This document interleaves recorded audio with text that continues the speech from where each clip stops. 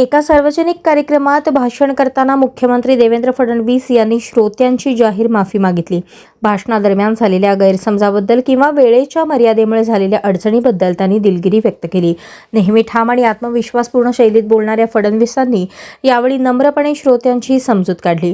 लोकशाहीत जनतेचा आदर सर्वात महत्त्वाचा असल्याचे त्यांनी अधोरेखित केले।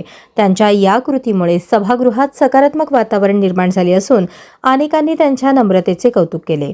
हा प्रसंग राजकारणात संवेदनशीलतेचे उदाहरण ठरत आहे। खरं म्हणजे आपल्या सर्वांना माहिती आहे की मी मंचावर बसून कधी मोबाईलवर बोलत नाही, पण आज आपण पाहिलं असेल मी सारखा मोबाईलवर बोलत होतो।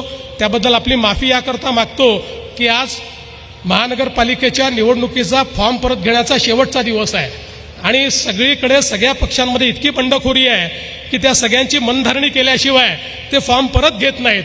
त्यामुळे तुम्ही या ठिकाणी सगळे लोक भाषण करत असताना मधून जे मी बोलत होतो त्या कार्यकर्त्यांना विनंती करत होतो, अरे बाबा फॉर्म परत घे। त्यामुळे मी थोडी ही दृष्टता केली आणि या ठिकाणी फोनवर बोललो, त्याबद्दल आपल्या सर्वांची मी क्षमा मागतो।